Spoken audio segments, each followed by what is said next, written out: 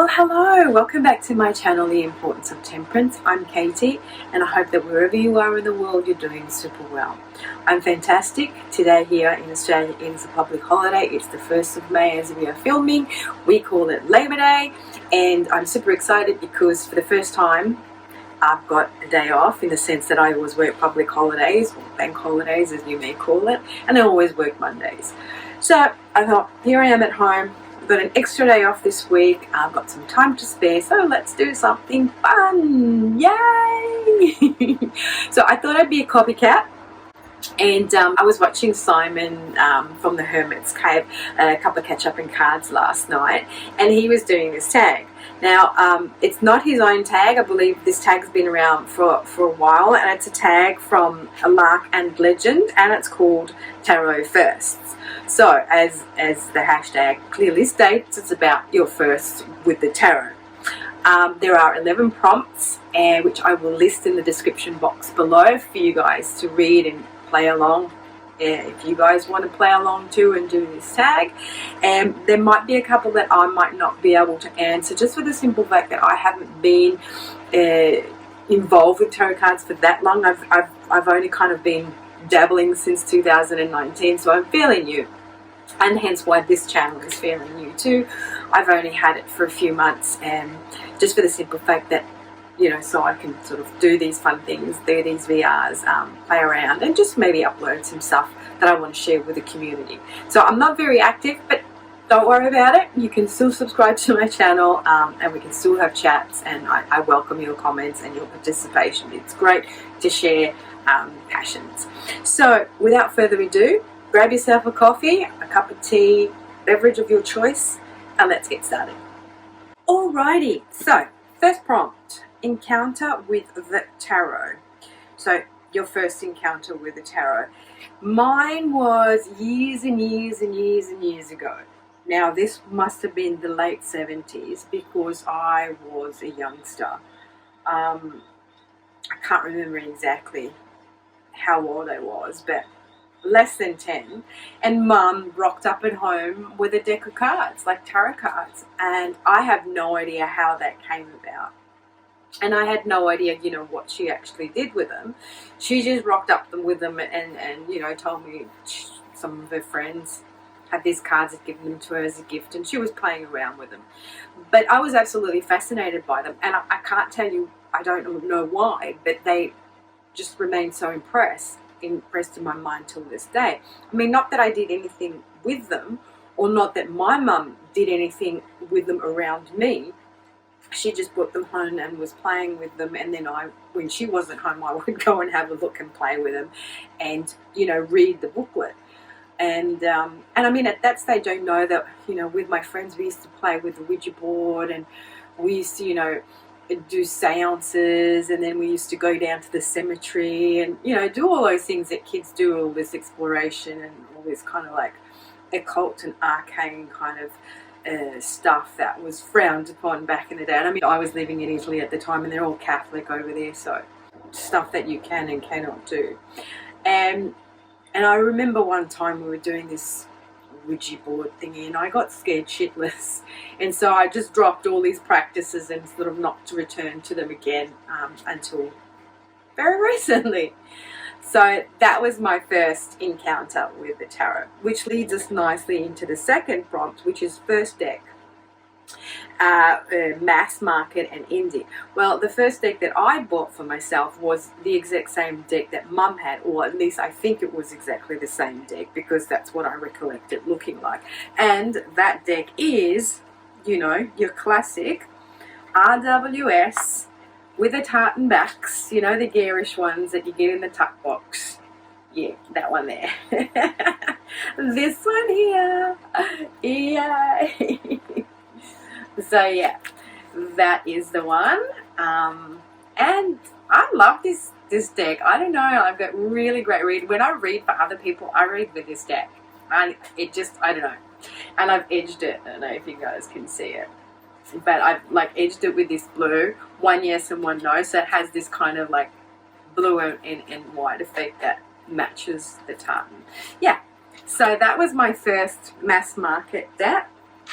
And my first indie deck, I can't remember which one I got first because I remember getting them both around the same time.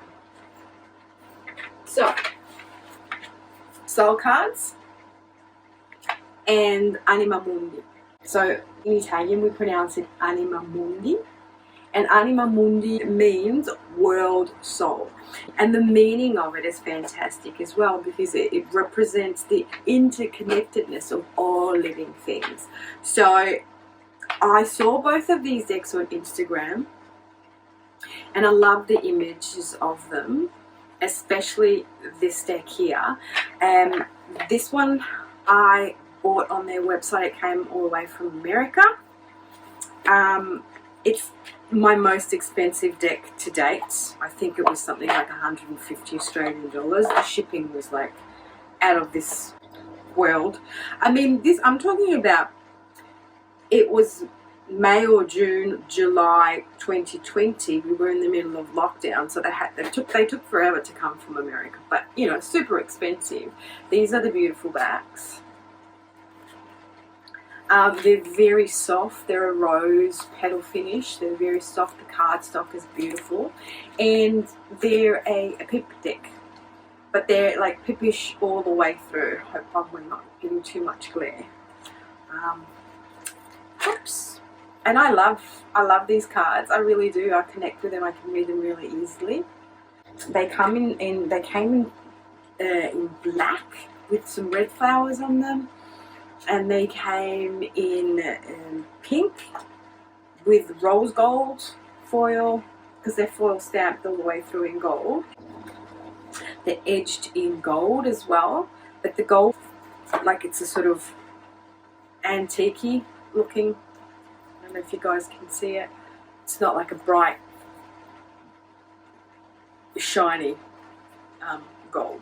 So these were beautiful. I had to have them. I wanted the white because at the time this seemed to be a limited edition, and yeah, I thought they were classier, the white ones. So yeah, so that one, and I think they came at the same time or around the same time, so this is why I can't tell you which one. I can't remember which one came first, but they're both indie. This, as I said, I bought directly off the website, and these ones here I saw on Instagram as well, and I fell in love with this deck. May the spirit of the earth guide your way.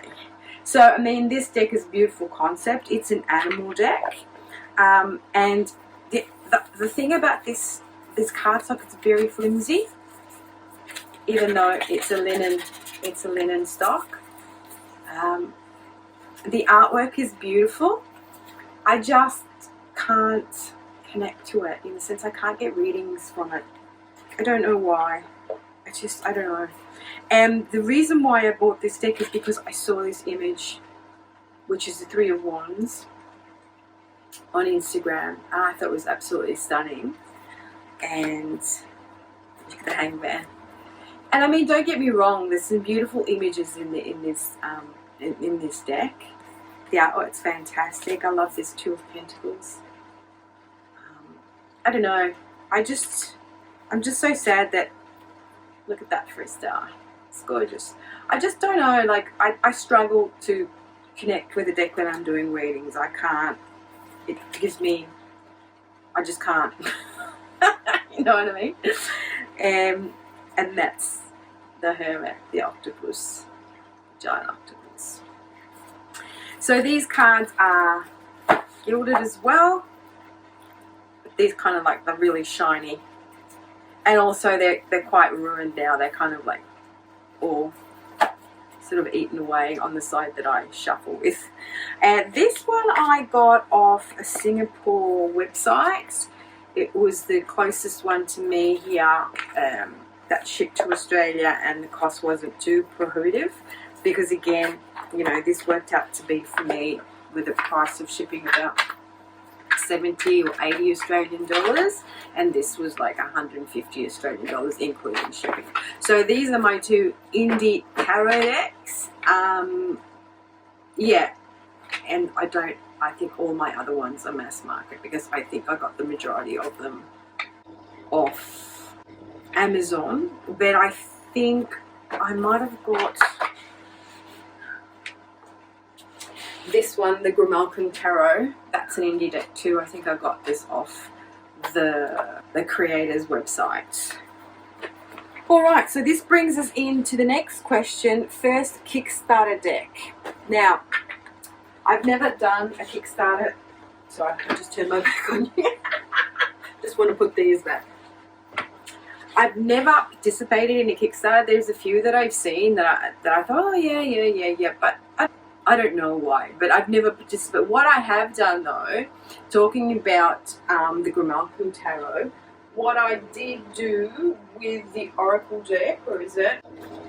With the Urban Crow Oracle, what she was doing was asking people to pre-order these cards, and you'd sort of like place your order, pre-order them, and then based on the number of people who will commit to the deck, then she could go into print, and then once she reached that amount, then she took the money from us, and then we got the Oracle. So that's kind of similar, but not quite a Kickstarter situation. Right, and I don't know if that counts because that's an Oracle deck, but you know, just to let you know that that's the only thing that I've participated in. Fourth prompt, 1, 2, 3, 4, tarottuber. So your first tarottuber. Well, when I was kind of using YouTube, I kind of never subscribed to anybody, to be honest. I just used it as a research tool. So I would just go on there and, you know, like you research this, that and the other. And, you know, I would watch people do card readings, tarot readings. So there were a lot of people that I would sort of go and watch, but I never kind of subscribed to any of their channels. The first one I subscribed to was this lovely lady. She's over in America. She's got 2 now channels. Her first one is Consciousness Evolution Journey, and the second one she's done is Soul Manor. Now she only does readings though. She doesn't kind of like do filming about her journeys or her decks or reviews or anything like that. She just does readings. So I kept on going back and back to her, and then, you know, I had other couple that I used to follow, and then while I was kind of like researching my decks to buy, I came across Simon from the Hermit's Caves channel, and his reviews were like brilliant, and I was so fascinated by the little sign he has up my duck, and he would say that at the start of his videos, and I'd say, oh, so that's what it means. And then I just randomly watched one of his Cup of Catch-Up and cards, and I was hooked. So he was actually my first tarottuber that I subscribed to and that I watched faithfully, and he was also an instigator, obviously, of a lot of decks that I bought. I just find that the way that he talks about the cards gives you such a good idea of what you're getting into, and he was also the instigator of my fountain pen journey. So Simon, I hold you accountable, but it's all good. So yes, Simon, you were my first. So Simon from the Hermit's Cave I'm talking about. All right, so next prompt is first tarot book. Well, my first tarot book is this one here that I bought. It's called The Tarot Companion from Liz Dean. The only reason that I bought this was to go with these when I bought these. Like, you know, my first tarot cards, I had no idea what I needed to do, what I didn't need to do. So I just like thought that looked pretty, and I grabbed it. And as you can see, I've got all kind of different notes in there. I've scribbled. It's very basic. It's very basic. I've just scribbled all over them and just, you know, written stuff, information that I've got from, usually, like, I'd sort of just go on the internet and get a lot of information off the internet when I first started. Yeah, so. But it's good. It's basic. There's the information. It gives you reversals. It talks to you a little bit about the tarot. You know, look at that. So yes, the Tarot Companion, which, you know, is fine. But I haven't really bought any other tarot books, to be honest with you guys, because I've kind of like, between my intuition, between, you know, using the internet to go and do some research, I just thought, well, you know, why even invest in anything? And then you had the little guidebooks, you know, that come with the cards. But what I've done now is watching Simon's channel, and he's recommended 78 something ways of something. Now I can't remember the title of it, but anyway, I've gone and got that on. I've got Audible, so you get credits with Audible, so I've got myself that to listen to. And that name of that book I will link below because I can't remember the name of it. First Tarot podcast. I don't know, I sort of get confused about what a podcast is, to be honest, because to me a podcast and watching a video on YouTube are pretty much the same thing. Because one of the girls that I follow, she does a podcast, but she does it on YouTube. And then I guess that podcast she puts on other places where they can listen to it as an audiobook or something like that. But anyway, yeah, so the only person I listen to that does podcasts as well is BehatiLife, and she's a girl that I follow, Jess, and she's like a witchy witch, and she's got her own shop, and she does readings, and she's an intuitive, so she's really fantastic. I follow her religiously, and I will put the link to her channel down below as well. Okay, and next one is tarot course. Now initially I didn't think I had done a tarot course, but then I remembered that I bought the Biddy tarot cards, which was like a mini deck when I first bought these, when I went to the local spiritual shop with the crystal shop and, you know, incense and all that sort of stuff.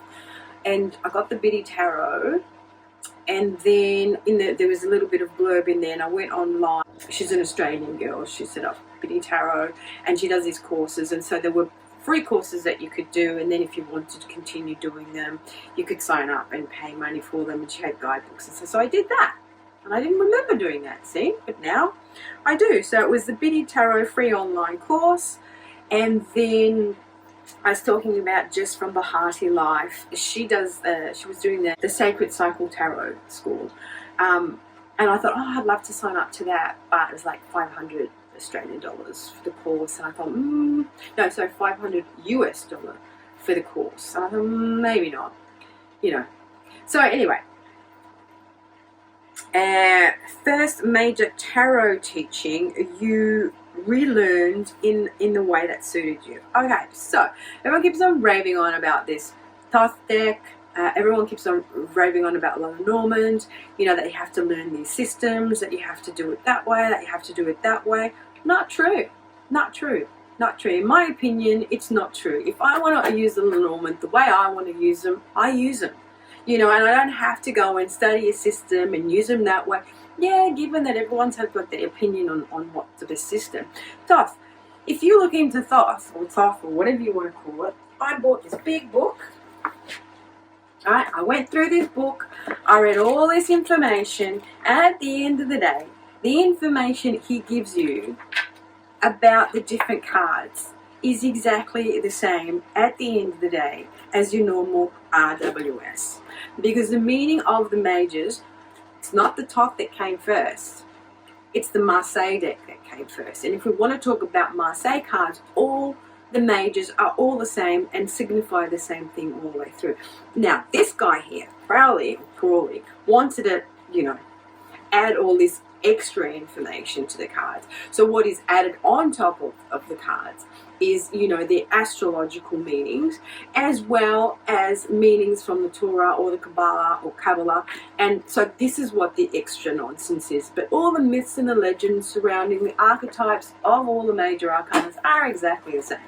So, really, realistically, Thoth decks, RWS, and the Marseille, the mages are all the same. Then the pips or the minors are open to interpretation a little bit more, because it takes in more of the numerology and, you know, how you want to interpret the images and so on and so forth. So, you know, at the end of the day, what I've learned is that I can read the information. It's good to sort of understand what the basic meanings are, what the myths behind the cards are, what the archetypes are, you know, why they use certain colors, why they're using certain images. You know, we're talking about images that they used back in the Middle Ages that we might not be able to relate to anymore. Back in the day, symbology was very important. I mean, it still is today, but we've kind of lost a bit of touch. So it's good to know that.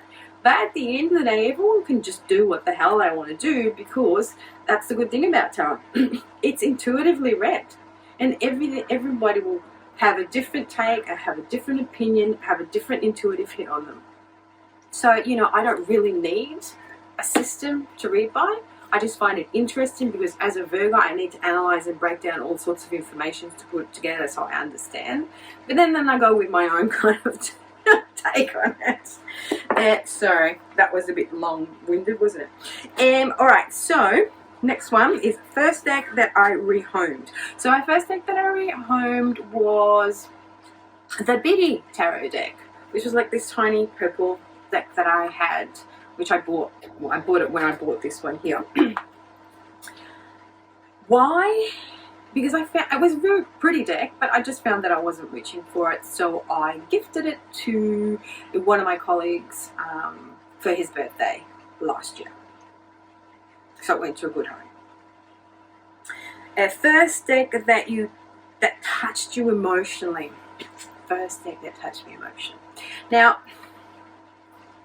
I think I have to go with the Osho Zen Tarot because, and this is one of the duds because this is not original. It came in the tuck box and then I realized this wasn't original, but that's no matter. It's all good.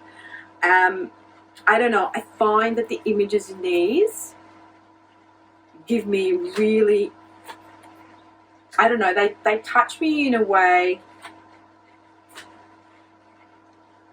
that goes beyond the normal tarot. Do you know what I mean? I get really good intuitive hits from here. Also, I like the Zen philosophy.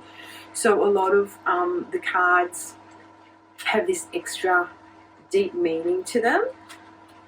But they're very powerful in a lot of ways. It's not really my aesthetic.